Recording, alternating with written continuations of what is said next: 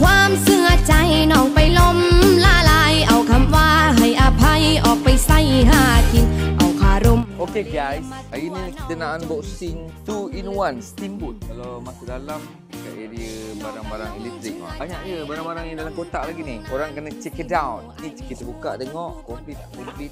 Macam mana ni? Ketatnya. Kalau tengok gambar, ada ni, ada mangkuk dia ni. Dia pakai current ni. Ada sekali lah udang-udang, sayur-sayur ni. Kabel lagi. Ni mangkuk ni. Buat sup.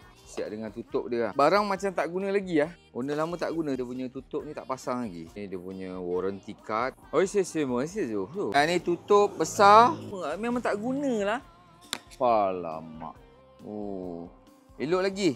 Ngam. Datang under Philo HQ. Try test. Hidup tak hidup. Okey hidup. Kita borak. Okey. Steamboat 2-in-1. Barang komplit semua.